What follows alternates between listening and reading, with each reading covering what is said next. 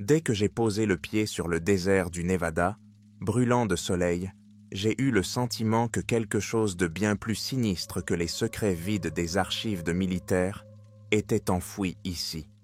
Je me souviens d'avoir regardé à travers le pare-brise, la nuit, alors que j'étais encore sur la route, les vastes étendues de sable, et à travers l'air miroitant, il me semblait que la surface du désert bougeait comme une chose vivante. La chaleur déformait tout ce qui l'entourait, déformait les lignes d'horizon, comme si la terre elle-même protestait contre l'apparition de nouveaux yeux, capables de regarder dans ses profondeurs. J'étais venu ici sous l'apparence d'un simple contrôleur, pour que personne ne se rende compte que j'étais non seulement un ancien général, mais aussi le porteur d'un dangereux secret. Le passé ne me lâche pas. Ce que nous avons découvert dans cette installation aurait dû rester à jamais enfoui sous des couches de secrets. Mais des cauchemars que je ne peux effacer me reviennent à l'esprit, et je retourne consciemment dans ces bâtiments oubliés, comme si je voulais affronter l'horreur une fois de plus. Dès l'approche des portes massives, j'ai ressenti un étrange frisson. Peut-être étaient-ce les vibrations du moteur réchauffé ou la tension nerveuse, mais il y avait quelque chose d'étrange dans l'air. Le vent, auparavant chaud, est soudain devenu vif et frais, comme si quelqu'un d'invisible m'avait soufflé le froid au visage. Au poste de contrôle, un garde était assis, le regard dur. Rien n'indiquait qu'il était au courant des événements passés. Cet homme n'était probablement pas là quand cela s'est produit. Je lui ai donné un faux nom et une fausse carte d'identité, indiquant que j'étais inspecteur d'un département inexistant. Il alla jeter un coup d'œil sur les papiers et m'a laissé entrer d'un geste de la main sans hésitation. Apparemment, personne n'était venu inspecter les lieux depuis des années. Dès que j'ai franchi la barrière, la lourde grille métallique s'était refermée derrière moi, coupant le monde extérieur des bâtiments de béton silencieux qui se trouvaient devant moi.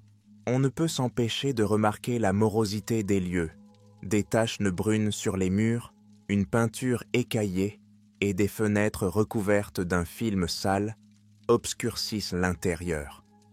Personne ne se soucie de maintenir un semblant d'ordre.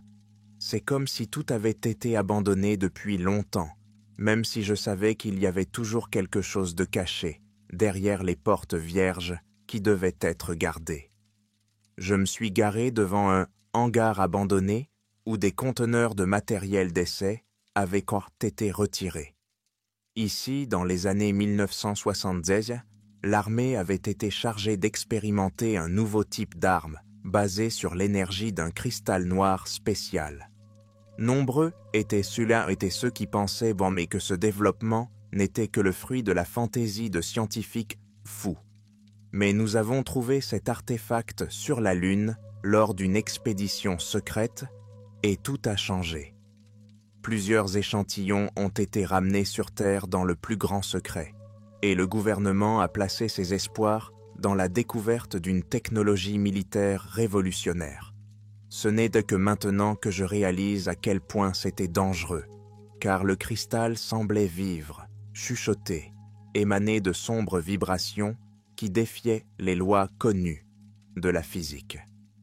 J'ai laissé la voiture dans la cour et je suis entré par une porte latérale dans un couloir à moitié obscur. Les vieilles lampes fluorescentes clignotaient au plafond, produisant un grésillement désagréable, comme si elles étaient sur le point de s'éteindre. Le silence m'enveloppait de toutes parts, avec seulement un murmure étouffé, comme si quelqu'un passait derrière un mur ou dans la pièce voisine. Cet endroit reflétait parfaitement les profondeurs de mes souvenirs, le froid, le désespoir et le sentiment de la présence silencieuse de quelqu'un d'autre. Le long du couloir, il y avait des portes en fer sans aucune indication. Certaines étaient entr'ouvertes, des couches de poussière et des morceaux de meubles brillaient derrière elles. Même sans preuve directe, je savais que quelque chose était encore à l'étude ici. Le cristal était toujours stocké dans les entrailles de l'installation, bien qu'à un niveau de défense très élevé. Et ceux qui avaient de liche déjà plongé leur regard dans sa noirceur n'étaient pas prêts de retrouver leur vie d'antan. Plus j'avançais, plus j'avais l'impression que quelque chose d'étranger à la réalité surveillait chacun de mes mouvements. Cela me rappelait la fois où nous avions amené tout un groupe de soldats ici pour tester l'effet du cristal sur les organismes vivants. Au début, il ne s'est rien passé d'inhabituel. Ils ont juste ressenti un sentiment de malaise écrasant. Mais à la fin de la semaine, leurs yeux ont commencé à changer. Leurs pupilles se sont écartées, sont devenues plus grandes, comme si elles absorbaient l'iris, et la lumière s'y est reflétée avec des éclairs rougeâtres. Ils ont dit qu'ils entendaient parfois des chuchotements doux, comme si quelqu'un les appelait depuis les profondeurs de l'espace. Personne ne comprenait ce qui se passait. Les médecins devaient mettre les gens en quarantaine, mais même là, ils perdaient leur sang-froid, voulaient aller quelque part, comme si le cristal les attirait à lui. Aujourd'hui, j'arpente à nouveau ces couloirs, en essayant de rassembler tout cela dans ma tête. Quelque part au bout du couloir, j'aperçois une porte qui mène aux étages inférieurs. Je sais qu'il faut que j'y aille pour revoir cette créature qui semble ouvrir les portes de l'abîme. Mon pouls s'accélère et je perçois une énergie lourde qui imprègne l'air autour de moi. C'est comme si l'objet lui-même voulait m'avaler. Mais je dois le faire. Je ne peux plus vivre avec les mensonges qui ont maintenu le peuple dans l'obscurité pendant tant d'années.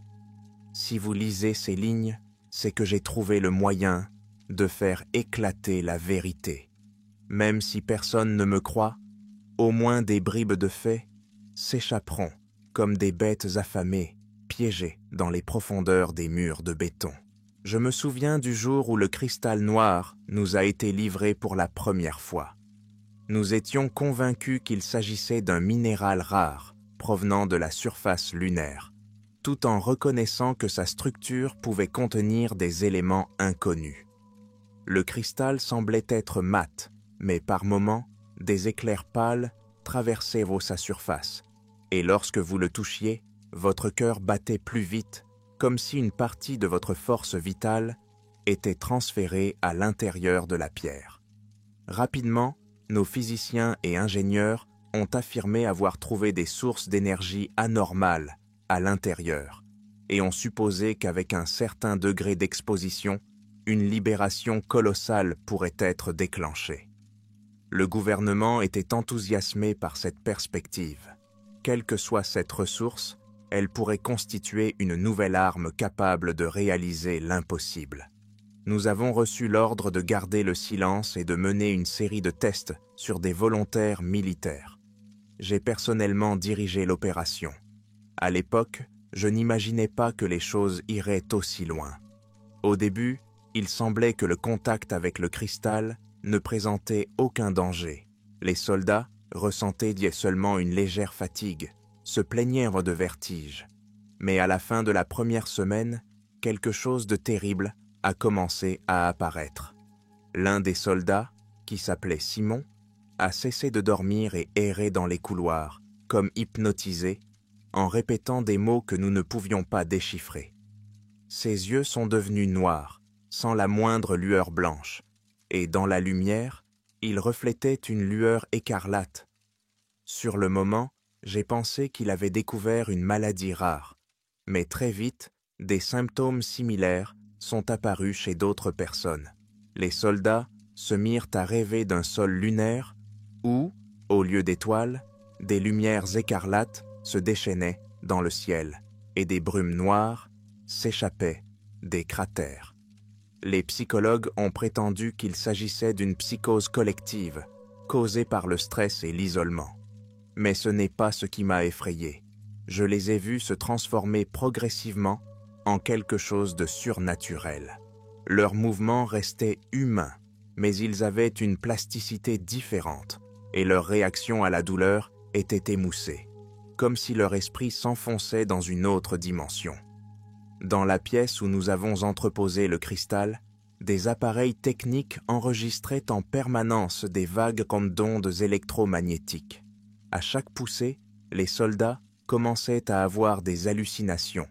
Ils hurlaient, se tenaient la tête avec les mains, puis venait le moment où leurs pupilles se dilataient à l'extrême.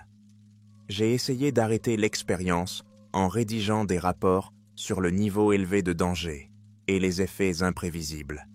Cependant, mes supérieurs ont soutenu que nous devions explorer toutes les possibilités jusqu'au bout. Le cristal devait être apprivoisé pour libérer son potentiel. Personne n'a pris de mes objections au sérieux. C'est notre chance de dépasser nos rivaux dans la course à la guerre, disait Bientil. Il ne me restait plus qu'à regarder mes subordonnés se dissoudre peu à peu dans cette grisaille, perdant ce qui faisait d'eux des êtres humains. Combien de fois, la nuit, je m'étais rendu à l'entrepôt où se trouvaient les conteneurs pour voir si les défenses autour du cristal s'étaient fissurées. C'était comme s'il m'appelait, frappant mon esprit avec d'étranges schémas de pensée. C'était comme si un appel inaudible venait de ses profondeurs, et je me sentais devenir fou. Bien sûr, certains n'ont pas survécu au contact. Ils avaient dormi des hémorragies internes et des taches douloureuses sur la peau qui ressemblaient à des engelures. Les médecins ont essayé de les sauver, mais chaque cas était l'occasion de nouveaux tests. Finalement, les médecins eux-mêmes sont en état de choc. Personne ne savait comment combattre les effets du cristal anormal. Pourtant, les dirigeants de l'armée nous ont poussés à aller de l'avant, promettant de réaffecter d'énormes budgets en notre faveur. À l'époque, j'ai cru aveuglément que nous parviendrions à maîtriser la situation. Aujourd'hui, je me rends compte que la présence même de cette chose sur Terre est contraire à la nature et qu'aucun homme ne peut comprendre le prix à payer pour s'immiscer dans les mystères de l'espace. Maintenant, en marchant dans les couloirs vides, je peux voir comment les murs ont laissé des marques tordues, comme si quelqu'un avait déchiré le béton à main soit nue. Mes pas résonnent dans le vide, et la prise de conscience que j'ai moi aussi participé à cette horreur me brûle de douleur. Quelque part à proximité, derrière les portes métalliques, ceux qui n'ont pas réussi à s'en sortir habitent peut-être encore, ou bien ils ont fusionné avec le cristal, devenant une partie du pouvoir qui les a emportés hors de notre monde. Je ne sais pas ce qui est le plus effrayant, les retrouver ou ne jamais savoir ce qui leur est arrivé. Mais c'est à moi de découvrir la vérité jusqu'au bout, même si je dois sacrifier ma vie pour cela. J'ai atteint le bloc où se trouvait le laboratoire, et mon cœur a battu la chamade. C'est là que nous avions installé l'équipement pour mesurer les éclairs d'énergie. En plein milieu de la vaste pièce, sur une plateforme renforcée, se trouvait la chambre de stockage, un cube massif aux épaisses parois de plomb et de titane, et à l'intérieur se trouvait le malheureux cristal.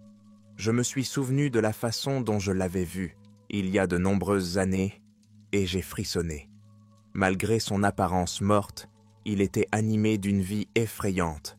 Il y avait des étincelles à la surface, comme si un liquide sombre coulait sous le verre, mais quand j'essayais de regarder de plus près, je ne comprenais rien. Elle changeait à chaque seconde, comme si elle jouait avec votre vision, s'adaptant aux faiblesses de votre psyché. Le laboratoire était plongé dans la pénombre. Sur le sol, il y avait des bouts de fil, des fioles cassées, des restes d'instruments scientifiques que personne n'avait allumés depuis longtemps. Je sentais que des systèmes cachés fonctionnaient sous mes pieds. Des générateurs ronronnaient encore quelque part en bas, car on ne laisse pas de tels objets sans approvisionnement. Il me semblait que, quelque part dans les murs, il y avait des postes de garde secrets, ou au moins des capteurs automatiques qui enregistraient ma présence. Lorsque j'ai franchi le seuil, les lampes au-dessus de ma tête se sont soudainement allumées, comme si j'avais été repéré. Ce n'était peut-être qu'un vieux détecteur, mais la peur qui m'a envahi a suffi à me dessécher la bouche. Je me suis forcé à avancer, faisant lentement le tour du hall, à la recherche de signes d'activité. Il y avait encore des dossiers de documents sur la table centrale et un ordinateur portable cassé à côté. La plupart des papiers étaient recouverts d'une épaisse couche de poussière, mais à quelques endroits, je pouvais voir des marques, comme si quelqu'un les avait récemment touchées. J'ai prudemment ouvert un dossier, rapport numéro 57, résultat provisoire de l'impact. Il décrivait des phénomènes étranges, régénération cellulaire accrue chez certains soldats, poussée d'agressivité inexpliquée, combustion spontanée d'objets à quelques de mètres des sujets. Un enregistrement indique que certaines personnes ayant reçu une portion de la libération d'énergie ont commencé à ressentir les pensées des autres à distance. Il semble que le cristal ne se contente pas de transmettre une énergie puissante, mais qu'il entremêle en quelque sorte les consciences, effaçant les frontières entre les personnes. C'est ce qui nous a le plus effrayés. L'armée comptait sur des combattants parfaits, capables d'agir comme une seule super-intelligence, mais le résultat dépassait toute logique. Je me souviens de la tête du lieutenant Carter lorsqu'il a fait irruption, un jour dans notre centre de commandement, et qu'il s'est mis à crier d'une voix frénétique que « la lune nous appelle et que nous devons y retourner ». Il a failli étrangler l'officier de service, puis il a semblé reprendre ses esprits et s'est effondré. À l'hôpital, il est atteint d'une fièvre de 40 degrés et les examens de laboratoire révèlent d'étranges masses de violet foncé sur ses rétines. Les médecins supposent qu'il s'agit d'une mutation causée par des radiations inconnues. Il semblerait qu'aucune arme ne vaille la peine de prendre le risque de condamner des gens à de telles conséquences. Mais j'étais trop lâche pour me rebeller. J'ai vu qu'au sommet du commandement de l'armée, tout le monde était hypnotisé par la possibilité de créer la machine de combat parfaite et, en cas de problème, de la cacher dans les archives et de l'oublier. Tout allait au bien jusqu'à ce que des soldats commencent à disparaître sans laisser de traces. Un matin, nous avons découvert que 12 hommes manquaient à l'appel dans les casernes surveillées. Les portes et les fenêtres étaient verrouillées. Aucune alarme ne se déclenchait. À l'intérieur, des couchettes vides et des empreintes de pas à peine reconnaissables sur les murs, comme si les gens avaient essayé de traverser le béton. Les images de la télévision en circuit fermé étaient corrompues. Les moniteurs étaient vides et présentaient des contours étranges qui ressemblaient à des distorsions ou à des interférences. Personne ne savait ce qui s'était passé. Secrètement, je le soupçonnais. Le cristal s'était en quelque sorte approprié ces personnes, les avait emmenées avec lui dans un endroit où d'autres lois de l'existence s'appliquaient. Dans ce contexte, le commandement a ordonné de renforcer la sécurité et de poursuivre les expériences, car les pertes n'étaient pas si importantes, selon les statistiques militaires. Et je commençais à sentir de plus en plus que ce minéral noir m'inclinait à la folie. En vérifiant les documents sur mon bureau, j'ai trouvé des notes laissées par l'un des scientifiques après la clôture du programme officiel. Elle parlait de projets de reprise des expériences. Une équipe de nouveaux spécialistes tente de stabiliser l'écart énergétique. Si nous parvenons à utiliser toute la puissance du cristal, nous pourrions faire une percée dans la communication quantique. La page se termine par des mots griffonnés à la hâte. Les soldats ont recommencé à changer. Cette fois, nous avons manqué le moment. Et, plus loin, le texte s'interrompt. Rien qu'en regardant ces notes, j'ai eu les mains froides. Le projet n'était donc pas complètement clos. Des expériences ont continué à être menées derrière ces murs, jusqu'à ce que, peut-être, quelque chose de vraiment catastrophique se produise. Un bruissement a attiré mon attention. J'ai levé les yeux et j'ai vu une silhouette vaciller dans la pénombre près de la porte la plus éloignée. Je retins mon souffle et me dirigeai dans cette direction, en essayant de parler à voix basse. Il n'y avait pratiquement pas d'employés réguliers. Ici, il s'agissait donc soit d'un garde secret, soit de quelque chose qui avait perdu sa forme humaine. J'avais entendu dire que certains des combattants disparus pouvaient encore errer dans le complexe, poussés par l'attraction du cristal. Avançant prudemment, je remarquai des empreintes de pieds nus à peine visibles sur le sol qui s'enfonçaient dans l'étroit couloir où aucune lumière ne pénétrait. Je sortis une torche de ma poche, mais ma main tremblait d'excitation.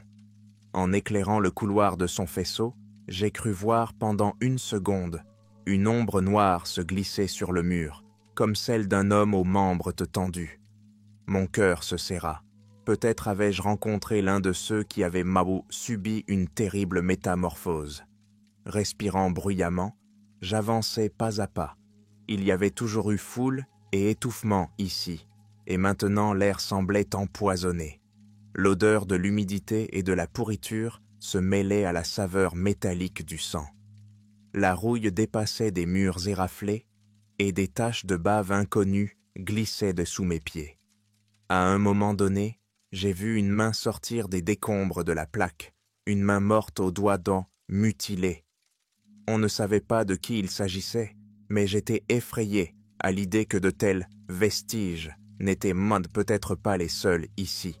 Les ténèbres s'épaississaient devant moi, comme si elles m'attiraient dans leurs mâchoires. Soudain, la torche aperçut le visage de quelqu'un dans l'obscurité.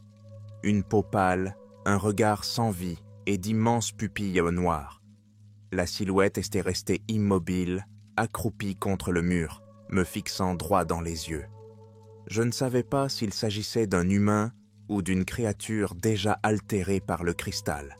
Puis, elle s'était rapprochée, et j'ai vu que ses yeux reflétaient une faible lueur rouge, comme une bête dans la nuit.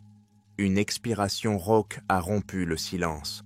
À cet instant, j'ai ressenti une étrange onde dans ma tête, comme si la conscience de quelqu'un d'autre avait touché la mienne. For a split second, I thought I saw some bizarre image, a vast expanse of space, strewn with shimmering dots, among which the black moon glowed bloody. J'ai reculé d'un coup en essayant de ne pas perdre conscience, et j'ai réalisé que la créature avait disparu, comme si elle s'était fondue dans l'air. Mais je sentais qu'elle était toujours là, à m'observer. Une idée folle me vint à l'esprit. Ils peuvent me contrôler la vision, nous endoctriner dans des hallucinations. Je me forçai à poursuivre mon chemin et arrivai bientôt à un petit escalier menant au niveau inférieur. Il abritait autrefois un complexe secret auquel seuls les scientifiques et les hauts gradés avaient accès. C'est peut-être là que je trouverai les réponses. Je dois descendre, même si l'abîme le plus sombre se cache en dessous. Les escaliers mènent à un bunker spacieux, divisé en compartiments. Je me souviens qu'il y avait autrefois une zone d'habitation pour les soldats impliqués dans les expériences, et une pièce séparée, des chambres cryogéniques pour préserver les échantillons particulièrement précieux. À l'époque, nous discutions sérieusement de la possibilité de congeler les victimes, dans l'espoir de trouver un jour un moyen de les guérir. Mais en regardant les portes corrodées, je me suis rendu compte que cette zone était désormais un cimetière d'expériences, abandonné au profit de nouvelles ambitions. Au fond du couloir, des lumières d'urgence clignotaient et, alors que je m'y dirigeais, j'ai entendu un léger bourdonnement provenant des entrailles de l'installation. C'était peut-être le cœur du complexe, le générateur qui faisait fonctionner le reste du système. L'idée qu'un cristal puisse encore vivre quelque part, peut-être en puisant de l'énergie dans nos propres réseaux énergétiques, m'a donné la nausée. Puis un grincement se fit entendre sur la gauche et, dans la faible lumière, je pus voir une porte entr'ouverte, sur laquelle était inscrit « Secteur interdit ». Le panneau était de travers, comme si quelqu'un l'avait frappé pour l'arracher. En regardant à l'intérieur, j'ai vu des rangées de cabines où les soldats étaient censés se reposer. Dans l'un d'eux, recroquevillé sur le sol, se trouvait une créature qu'il était difficile de qualifier d'humaine. Sa peau était craquelée, ses yeux s'ouvraient d'âme sur des trous noirs et vides, et à travers son uniforme déchiré, je pouvais voir d'étranges excroissances sur sa colonne vertébrale. Je n'ai pas compris tout de suite s'il s'agissait d'un cadavre ou d'un corps qui respirait encore, mais il a soudain bougé et j'ai entendu un sifflement grave et des gémissants. Je me suis figé, ne sachant que faire. Une voix intérieure a crié « Cours !» Mais je me suis souvenu de tous les crimes dont j'avais été témoin et j'ai compris qu'il ne servait à rien de se cacher. J'ai braqué ma torche sur elle. En réponse, la créature a levé la tête et a essayé de se mettre à quatre pattes, ayant certainement perdu toute coordination humaine. Lorsqu'elle a finalement braqué son regard noir et rouge sur moi, j'ai ressenti une nouvelle poussée de pensée extraterrestre et des visions d'une surface lunaire désolée, engloutie dans des tempêtes de ténèbres, ont traversé mon cerveau. J'ai crié, me libérant de son influence, et au même instant, la créature s'est effondrée, frissonnant comme si la libération d'énergie l'avait vidée de ses forces. Je sortis de la pièce en courant, sentant des sueurs froides me brûler le dos. Quoi qu'il en soit, le cristal donnait aux anciens soldats des capacités qui brouillaient pour la réalité. Ce faisant, il détruisait aussi leur corps, les transformant en demi-entités, se tordant de folie. Les murs respirèrent un silence écrasant. Je me souvins qu'il y a de nombreuses années, j'avais commandé un régiment entier, le son des ordres, le bruit sourd des bottes lourdes sur le sol en béton. À présent, chaque bruissement résonnait douloureusement, comme si le complexe abandonné m'aspirait l'énergie. Je savais que j'approchais du centre du mystère, l'endroit où le cristal était stocké dans la dernière capsule protégée. Mais une question me tourmentait. Et s'il était déjà sorti, ou avait depuis longtemps détruit toutes les barrières? Pourquoi alors l'objet restait-il debout, indemne, avec seulement des ombres, à moitié folles, errant à l'intérieur? Je m'enfonçais encore plus profondément, là où les couloirs commençaient à se rétrécir et où le plafond était si bas que je devais presque me baisser. Cela sentait les fils brûlés. À un moment donné, j'ai vu un panneau de contrôle à moitié brisé avec des lumières rouges dessus. On aurait dit que le système d'urgence essayait encore de maintenir l'installation en vie. J'ai décidé de voir si je pouvais accéder aux archives, dans l'espoir de trouver des données cryptées sur la phase finale des expériences. En appuyant sur quelques boutons, j'ai fait apparaître un menu textuel rudimentaire. À ma grande surprise, le système s'anima, crachant des trous dans le journal des événements. Les dernières entrées indiquaient des bouffées d'énergie erratiques. Les capteurs détectaient droit des émissions à intervalles de quelques heures, et à chaque fois, elles devenaient plus puissantes. Dernière entrée, résonance intraitable détectée, menace de niveau critique, isolement d'urgence. Et la date, c'est pratiquement celle d'hier. Il y a donc encore quelque chose d'actif. Peut-être que quelqu'un travaillait encore sur le cristal jusqu'à récemment. J'ai poursuivi mon chemin en consultant le plan du site que j'avais gardé en mémoire. Il fut un temps où nous avions construit un système élaboré de couloirs pour protéger le laboratoire des intrusions directes. Finalement, je suis arrivé à une porte massive, scellée par un panneau « Autorisation de sécurité maximale ». La serrure dévissée se trouvait sur le sol et la porte était entr'ouverte.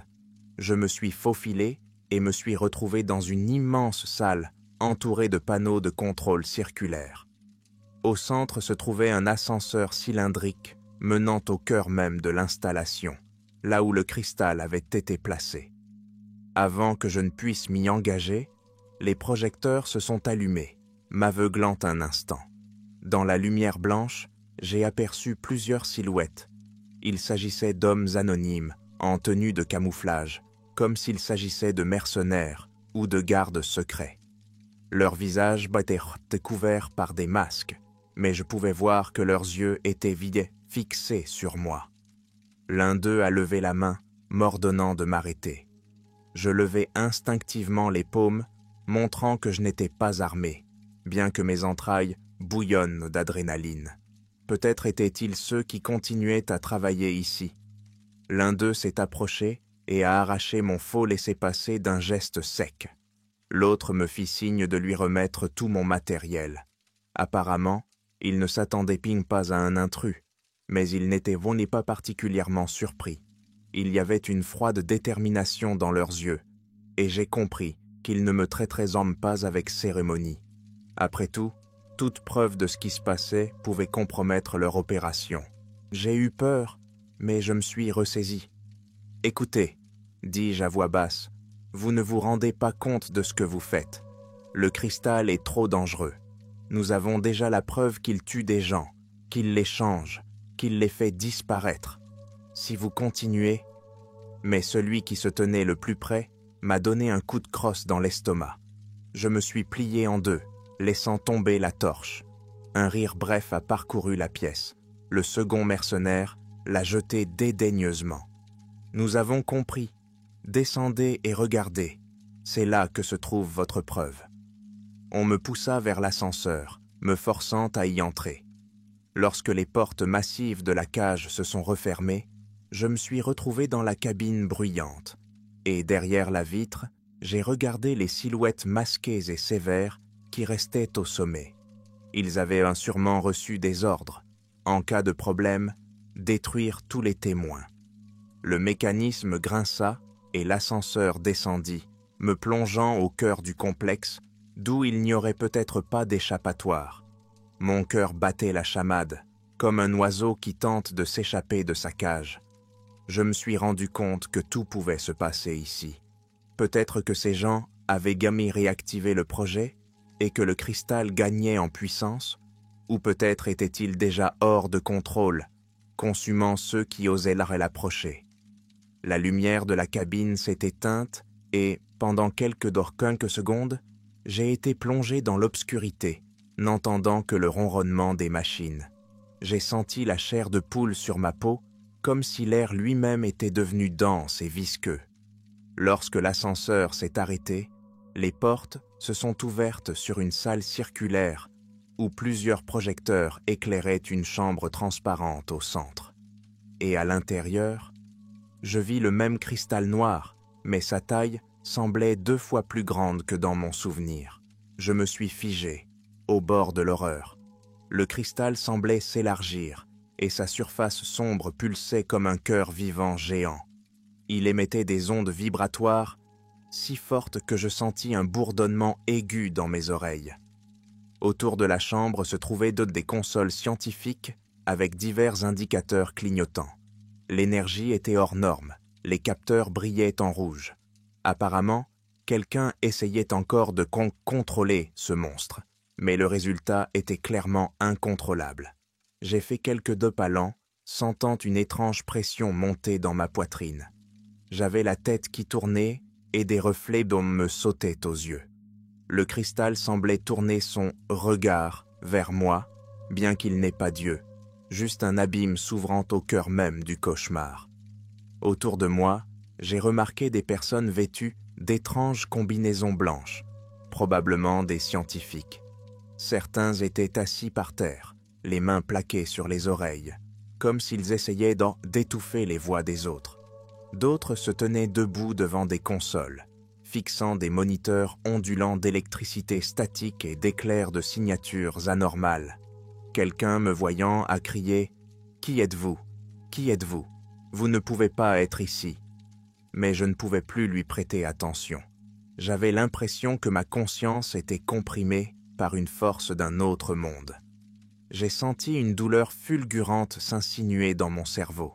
C'était comme si le cristal frappait à mon esprit, se frayant un chemin vers les parties les plus cachées de ma mémoire. Surmontant difficilement la résistance, je me suis dirigé vers l'une des consoles et j'ai essayé d'interpréter les données. On pouvait y lire « Niveau d'activité anormal, 180%, synchronisation avec la structure, instable, pics en dehors des limites normales. » Une petite carte d'accès se trouvait à côté de la console. Je l'ai saisie, mon instinct me disant qu'elle pourrait être utile pour un arrêt d'urgence ou autre. Le scientifique en combinaison blanche s'en est aperçu et a essayé de m'arracher la carte en criant « Vous allez nous ruiner !» Mais j'ai esquivé en le repoussant. Soudain, Un grognement animal était sorti de sa bouche et ses yeux sont devenus noirs, comme ceux des soldats que le cristal avait attirés dans sa toile. Il s'élança sur moi avec une force peu commune pour un homme ordinaire. Nous sommes tombés sur le sol froid. Je me suis rendu compte qu'il n'était plus tout à fait humain. Ses muscles agissaient avec une énergie inhumaine.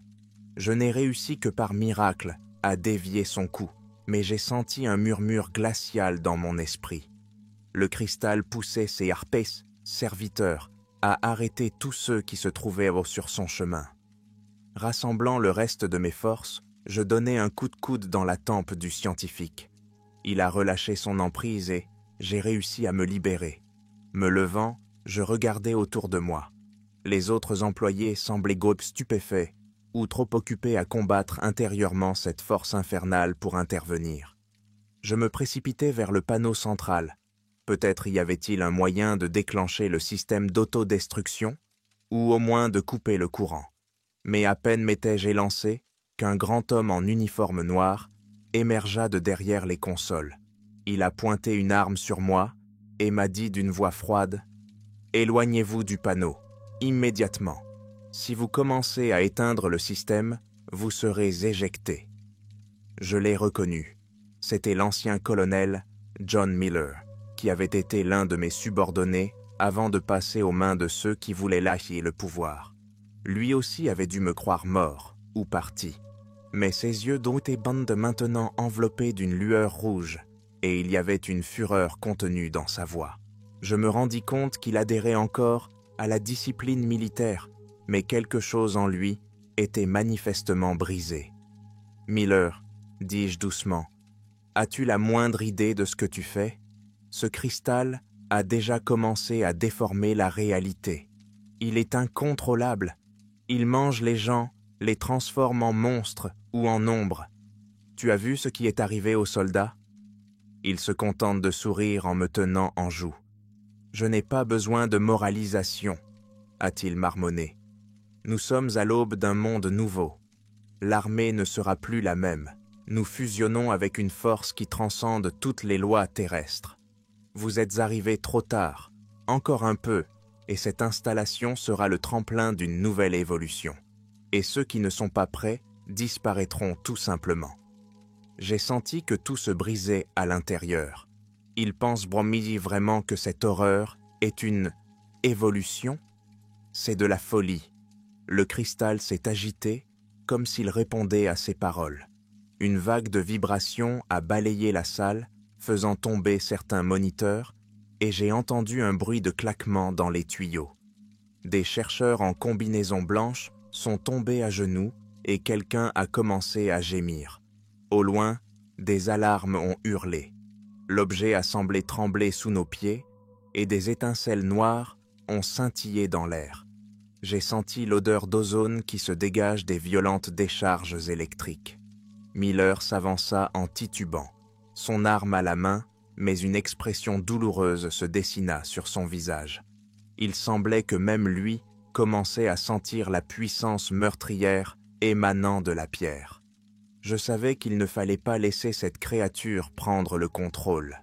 La seule chance était peut-être d'interrompre le processus avant que la résonance n'atteigne un point critique.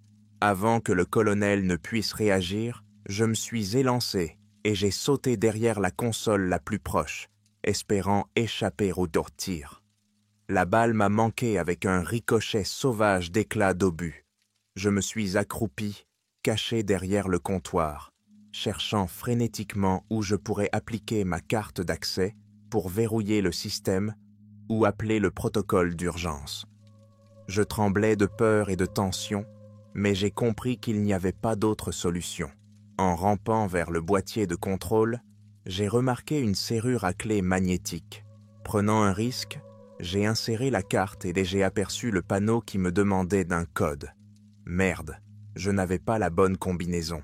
Mais en bas de l'écran, on pouvait lire « Autorisation de sécurité confirmée. Avertissement. Le déclenchement de la procédure d'arrêt d'urgence peut entraîner une réponse instable. » Miller a tiré à nouveau. La balle est passée à côté de moi et m'a projeté au sol. J'entendis un crissement perçant et mon esprit explosa d'adrénaline. Je frappais au hasard sur les touches de l'écran tactile, essayant de trouver l'option « Power Off ». Derrière moi, j'entendais déjà des pas s'approcher, mais à ce moment-là, le cristal a émis un écho sinistre qui a fendu l'espace comme un coup de tonnerre. Miller a crié, sa voix s'est brisée et un silence étrange s'est installé. J'ai risqué un coup d'œil. Le colonel était debout au milieu de la pièce, les mains jointes à la tête, comme s'il essayait de repousser l'insupportable douleur, et de minces filets de liquide noir comme du goudron coulaient de ses yeux. J'en ai profité pour compléter la saisie et l'écran s'est mis à clignoter avec un message sur le déclenchement du mode d'urgence. Des sirènes retentirent dans la pièce, des lumières clignotèrent et des boucliers commencèrent à s'ouvrir dans le plafond, apparemment pour libérer l'énergie excédentaire.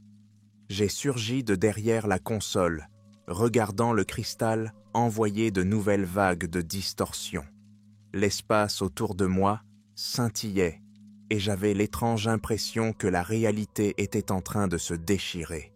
Les scientifiques qui pouvaient bouger s'agitaient dans tous les sens, paniqués. Certains sanglotaient, d'autres restaient assis en transe. Miller, titubant, essayait de ramasser son arme, mais il n'en avait plus la force. Je l'ai vu lever les yeux vers moi, laissant échapper un murmure sec. Personne n'arrêtera cela. Et il s'est effondré sur le sol, pris de convulsions. De la poussière se répandit au plafond, quelques panneaux rebondirent sous l'effet des vibrations. On aurait dit que le complexe était sur le point d'exploser de l'intérieur. Je me suis précipité vers la chambre où le cristal était stocké. Je remarquai que les couches protectrices s'étaient fissurées et que la capsule elle-même avait semblé être une barrière de retenue. Mais il y avait maintenant un trou béant à travers lequel je pouvais voir la surface tordue de la pierre. Le minéral noir pulsait de façon menaçante, comme le cœur d'une bête géante. Je sentais son appel, jusque dans mes tempes. C'était comme si le cristal essayait de me pénétrer, de lier ma volonté. J'avais la nausée et des visions de cratères de lune noire de sang défilaient devant mes yeux. Je ne pouvais pas me laisser aller à perdre le contrôle. Serrant les poings, j'ai fait la seule chose qui me venait à l'esprit. J'ai trouvé un briquet dans ma poche et j'ai saisi un bidon d'essence qui se trouvait à proximité. Il avait probablement été apporté pour entretenir les générateurs. Savais-je que le feu pouvait affecter le cristal? Je n'en avais aucune idée, mais la panique me poussait à essayer quelque chose. En renversant le bidon, j'ai versé le carburant sur le sol et sur les bords de la chambre fissurée. L'odeur âcre de l'essence m'a frappé le nez. La pression se fait sentir dans mes oreilles. J'ai allumé un briquet et j'ai jeté la flamme sur le carburant répandu. La flamme a éclaté, se propageant rapidement sur le sol humide. Au même moment, le cristal a rugi. Pas un son, mais une explosion d'énergie qui balaya la salle. Les murs ont tremblé, les écrans ont volé en éclats. J'avais l'impression d'être une fourmi face à un élément qui attendait depuis des milliers d'années d'être libéré. Une fumée épaisse et sombre, qui semblait vivante, a jailli de la brèche dans la chambre. Elle sifflait vers le plafond. Les flammes léchèrent le métal, mais lorsqu'elles touchèrent le cristal lui-même, elles semblèrent s'éteindre, incapables de l'endommager, même si elles provoquèrent de nouvelles explosions de rage. L'onde de choc me projeta au sol, et je tombai, ébouillanté par une vague de chaleur. Mon corps entier sembla rétrécir, et ma tête résonna des cris collectifs des centaines d'âmes perdues que cette pierre avait consumées. À la lumière du feu, je vis plusieurs scientifiques se rouler par terre comme s'ils étaient pris de convulsions, certains hurlant, d'autres restant immobiles. Le crépitement du métal se mêlait au hurlement des sirènes, et il était difficile de distinguer la réalité de l'obsession. J'ai senti le sol vibrer, comme si les objets étaient pris à tomber dans l'abîme. Un membre de la sécurité s'est précipité dans le hall en criant d'évacuer, mais, réalisant à peine ce qu'il voyait, il a immédiatement reculé. Le feu brûlait, dévorant tout sur son passage, et il était difficile de respirer à cause de la fumée âcre. Je me suis levé péniblement et j'ai essayé de contourner le feu en me dirigeant vers la sortie, quand soudain, j'ai aperçu une créature qui se tenait contre le mur brûlé. Un hybride d'humain et de quelque chose d'étrange. Ses mains étaient couvertes de taches sombres, et ses doigts portaient d'étranges excroissances osseuses. Ses yeux brillaient d'une teinte rouge, mais ce n'était pas un regard agressif, mais un désir angoissé. Il ouvrit la bouche comme pour dire quelque chose, mais il n'en sortit qu'un gémissement sifflant. À cet instant, un morceau du plafond se détacha derrière elle, et la créature disparut dans les flammes et les débris. Mes entrailles se serrèrent. Je ne pouvais sauver personne. Le pire, c'est qu'au fond de moi, je ressentais la douleur de quelqu'un d'autre, comme si une partie de moi participait à sa disparition. Une nouvelle vibration traversa la salle. Le cristal, comme s'il se défendait, commença à émettre des ondes de lumière noire. L'espace semblait se déformer, les angles se modifiaient, et si l'on regardait directement le cristal, on pouvait se noyer dans un tunnel de ténèbres sans fin. J'ai remarqué que le système d'urgence que j'avais activé continuait à s'éteindre et que les panneaux autour de la chambre commençaient à se rapprocher, essayant de refermer le cristal. Des étincelles dansaient sur les anneaux métalliques lorsque les volets tentèrent de se fermer. Mais la force de l'intérieur empêchait le processus de verrouillage de s'achever. Les volets s'arrêtaient juste avant de se refermer. Désespéré, je me suis dit que ma seule chance était peut-être de sortir d'ici avant qu'une catastrophe planétaire ne se produise. Si le cristal se détachait, personne sur Terre ne serait à l'abri. Je ne pouvais pas le détruire, mais je devais au moins prévenir le monde. Le bourdonnement des machines souterraines s'est amplifié et des fissures sont apparues sur le sol. J'ai sprinté à travers le laboratoire, en flammes, évitant miraculeusement la chute de la structure. Les tuyaux d'air comprimé, explosaient partout, et les fils imbibés d'énergie explosaient, provoquant des éclairs d'arcs électriques. Quand je suis arrivé à l'ascenseur, j'ai vu qu'il était bloqué et qu'il y avait des étincelles de fils. Nous devions donc emprunter les escaliers de secours. J'ai appuyé sur l'épaule de la porte de secours menant au tunnel de maintenance. Il faisait chaud à l'intérieur et des filets d'eau sale coulaient le long des murs. Le bruit et les vibrations augmentaient de façon menaçante. En essayant de ne pas trébucher, j'ai avancé pas à pas, en m'accrochant aux tuyaux glissants. Soudain, j'ai senti le sol se dérober sous mes pieds, et j'ai compris que l'objet s'effondrait de l'intérieur. Je devais me dépêcher avant que le plafond ne s'effondre. Je croyais entendre partout les échos de gémissements et de cris, les voix de ceux qui avaient été avalés par le cristal. Cette maudite pierre avait fait de ce complexe un enfer sur Terre, et continuerait probablement à le faire sur toute la planète si on ne l'empêchait pas de se répandre. Finalement, j'aperçus un escalier menant à la surface. Respirant bruyamment, je commençai à monter en essayant de ne pas tomber, quand soudain je sentis une présence derrière moi. En me retournant, j'aperçus une silhouette à quelques pas de moi. C'était l'un des soldats mercenaires. Son visage était contorsionné par les brûlures, et son regard était fou. Il a levé son fusil automatique, m'a visé, mais à ce moment-là, un torrent de pierres est tombé d'en haut, et il a disparu dans un grondement. Je n'ai pas hésité, j'ai foncé. Le linceul noir s'enroulait, mes poumons brûlaient vomis de fumée. Niveau par niveau, je me suis frayé un chemin vers la sortie. Les portes et les couloirs perdèrent leur géométrie habituelle. Il semblait que l'objet lui-même retournait le labyrinthe contre moi.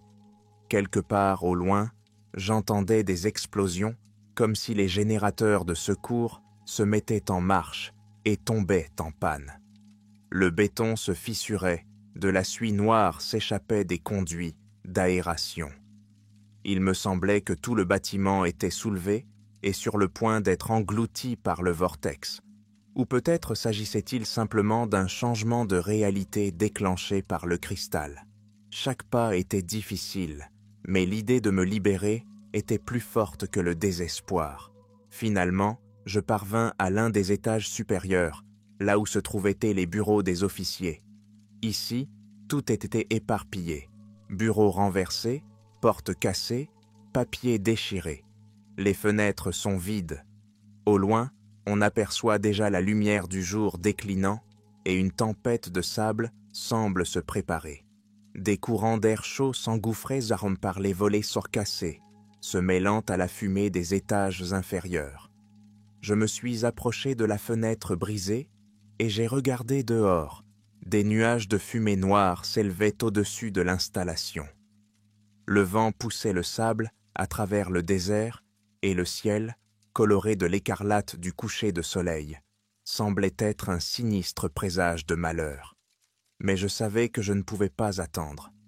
Je devais essayer de m'éloigner de la zone, car si le cristal explosait ou crachait ses ténèbres à l'air libre, le rayon d'action pourrait être énorme. En grimpant par la fenêtre, j'ai utilisé l'escalier de secours pour me rapprocher du sol. Mes deux cambes tremblaient, mes vêtements étaient trempés de sueur et de cendres. Lorsque mes bottes ont touché le sable, j'ai failli m'effondrer d'épuisement. Un étrange silence régnait autour de moi. Seul le vent hurlait à mes oreilles. Je me suis retourné et j'ai vu les sommets des bâtiments en béton vaciller. Il semblait que l'objet qui cachait tous les secrets était sur le point de tomber sous terre. Mais je savais que ce n'était pas fini. Le cristal ne pouvait pas être détruit aussi facilement. Son énergie pouvait survivre à n'importe quelle catastrophe physique. Il pourrait même être capable de voyager dans une autre dimension. Les éclairs noirs au-dessus du bâtiment confirmèrent mon alarme. En titubant, j'ai erré entre les garages, où j'ai trouvé une Jeep abandonnée avec la clé dans la serrure. On aurait dit qu'un membre du personnel l'avait abandonnée dans sa fuite précipitée. En démarrant le moteur, j'ai entendu un léger grognement, mais il s'est vite réveillé. Les roues claquèrent dans le sable et je m'éloignais de l'objet maudit. Les larmes me montaient aux yeux, soit à cause de la fumée, soit à cause des horreurs que j'avais laissées derrière moi. Mais je devais partir, le dire à quelqu'un, pour qu'au moins quelqu'un entende l'avertissement. Ce que nous avons fait, en ouvrant la voie au pouvoir des profondeurs de la lune, ne peut être compensé par des excuses. Le silence ruinera tout le monde. Je devais me rendre à la ville la plus proche, trouver un lien et faire connaître la vérité au monde extérieur. En sortant du périmètre, j'ai vu que le garde du poste de contrôle n'était plus là. La porte était ouverte, la barrière était brisée. La désolation et le chaos régnaient, partout, comme si un ouragan avait soufflé. En continuant à rouler, je me suis retourné et j'ai vu de la fumée et du feu s'élever au-dessus des bâtiments, puis une explosion de ténèbres qui s'est propagée directement dans le ciel. Le ciel s'est devenu violet-noir et je me suis juré de ne jamais oublier ce dernier aperçu de l'objet, comme s'il s'agissait d'un message de l'Apocalypse. J'ai rejoint l'autoroute et, en tournant le volant, j'ai accéléré vers la ville. Le rétroviseur reflétait la brume du désert, diluée par des éclairs inquiétants. La route s'étendait devant moi, et toute ma vie ne tenait plus qu'à une chose: arriver à temps pour prévenir. Quand on sait que rien de terrestre ne peut résister aux ténèbres cosmiques qui changent les gens au point de les rendre méconnaissables, on se rend compte qu'on ne peut compter que sur les gens ordinaires qui sont prêts à entendre la vérité. C'est ainsi que je suis arrivé ici, pour faire connaître anonymement ce qui s'est passé. Les hauts responsables essaieront d'étouffer l'affaire, de l'inventer. Ils diront que le cristal fait partie du folklore et que les histoires sur les soldats disparus sont des hallucinations. Mais j'étais là. J'ai vu l'expertise officielle transformer des gens en créatures sombres, revenues de des confins d'un autre monde. Et j'ai vu des escouades entières mourir sans laisser de traces. Et même si l'armée nie aujourd'hui le projet, il n'a pas disparu. Le cristal a peut-être pris le contrôle non seulement de la base dans le désert, mais aussi de l'esprit de ceux qui sont encore en vie. Les incendies et les explosions ne garantissent même pas sa destruction. Cette pierre maudite pourrait renaître, alimentée par une soif sans fin d'absorber l'énergie vitale. Même si les ruines ont disparu sous le sable, rien ne garantit que les vestiges ne deviendront pas l'épicentre d'une nouvelle épidémie. Oui, je suis l'ancien général chargé de ces tests. Je suis menacé, persécuté, mais la peur du passé me fait taire. Chaque soir, en m'endormant, j'entends des murmures venant des profondeurs du vide lunaire. Je sens qu'elle s'approche de nous comme si elle se frayait un chemin à travers la pierre noire. C'est une force qui pourrait déchirer notre monde si on lui laissait le temps de se développer. Et quand je regarde autour de moi, j'ai l'impression que mon âme est encore prisonnière du grondement des murs de béton sous lesquels se tortillaient ceux qui s'étaient les soumis à la nouvelle arme. Il est inutile de cacher cette vérité. Le cristal ne connaît ni frontières, ni loi. Si une seule particule de ce minéral a survécu dans les ruines, demain, il pourrait réapparaître dans un nouvel endroit et continuer son terrible travail. Je sais que certains liront mon histoire et la qualifieront de fruit d'une imagination enflammée, mais je suis prêt à payer n'importe quel prix pour alerter. Le secret n'est pas un bouclier contre une horreur qui a des racines au-delà de l'esprit terrestre. Quiconque croit que des armes basées sur l'énergie extraite de la Lune nous aideront à dominer est condamné à affronter un cauchemar inconnaissable. Pour autant que je sache, l'expérience du Nevada n'était que la pointe de l'abîme. J'en ai eu un aperçu et je ne serai plus le même. Il n'y a pas de fin heureuse. Si vous continuez sur la voie de l'expérimentation débridée, l'obscurité des profondeurs lunaires peut nous atteindre tous. Le sable du désert peut cacher toutes les traces sous une épaisse couche de sable en quelques milliers de jours. Et personne ne saura jamais ce qui s'est réellement passé là-bas. Mais n'oubliez pas qu'il y a des choses de plus dangereuses que les munitions chimiques et les réacteurs nucléaires. Les choses qui peuvent vraiment changer nos esprits, transformer les soldats en nombres sans visage, n'épargneront personne. Et lorsque le moment viendra et que le cristal trouvera un autre hôte, nous ne remarquerons peut-être même pas à quel point les frontières du monde familier disparaîtront. Sa surface noire attendra qu'un homme tende la main, avide d'un pouvoir inconnu. Et alors, il sera trop tard pour essayer de se cacher. Je n'en dirai pas plus. Fuyez tant que vous le pouvez.